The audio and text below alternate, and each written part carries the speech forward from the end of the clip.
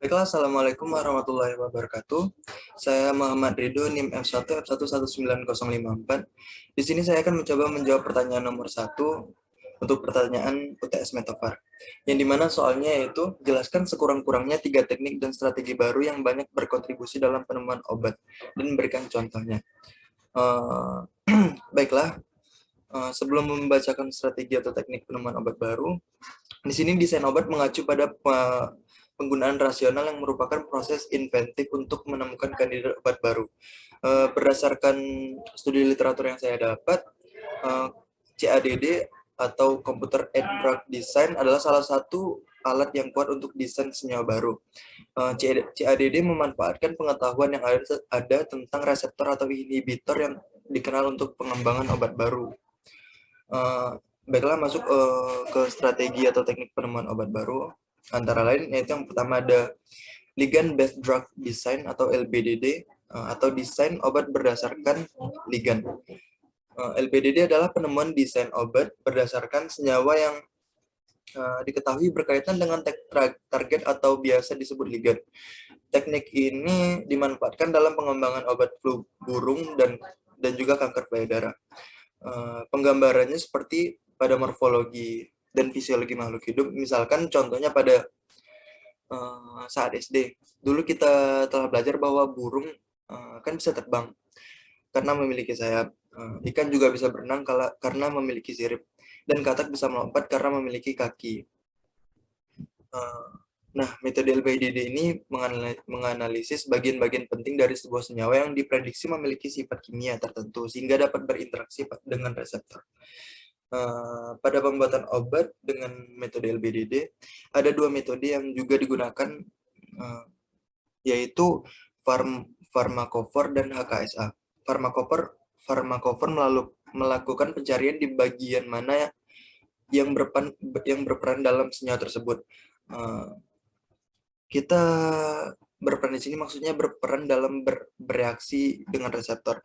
Jika diandaikan sebuah senyawa seperti tubuh manusia, maka akan dicari bagian mana yang akan mampu berinteraksi dengan orang lain. Misalkan tangan untuk salaman, maka bagian tangan inilah yang nantinya akan dijadikan titik utama dalam simulasi metode Pharmacophore itu. Bagian yang dianggap berperan dalam interaksi ini harus memiliki kesamaan dengan reseptor. Selanjutnya, metode hubungan kuantitatif struktur aktivitas atau HKSA. Metode ini bekerja dengan mencari hubungan antara struktur dan aktivitas dari berbagai senyawa. Analoginya seperti ada makhluk hidup yang tadi, misalkan burung memiliki sayap untuk bisa terbang. Adanya struktur ini akan menyebabkan makhluk hidup tersebut mampu melakukan aktivitas yang tidak bisa dilakukan oleh makhluk hidup lainnya. Selanjutnya ada struktur based drug design atau SBDD, atau desain obat berdasarkan struktur. SBDD ini adalah desain obat berbasis struktur. Struktur dalam hal ini adalah reseptor. Metode SBDD ini dikenal dengan penambahan molekul atau biasa disebut molecular docking. Docking adalah teknik untuk menganalisis interaksi pengikatan ligand dengan reseptor protein target. Alat docking banyak konformasi berbeda dan reseptor kompleks protein ligand. Pose docking diberi peringkat dari reseptor kompleks menurut beberapa fungsi penilaian berbasis pengetahuan. Pose docking dengan skor terbaik dipilih untuk analisis lebih lanjut dengan eksperimen laboratorium basah. Proses docking melibatkan pencarian ruang konformasi protein reseptor untuk berkaitan dengan ligand. Metode docking dapat diklasifikasikan sebagai rigid body dan flexible docking.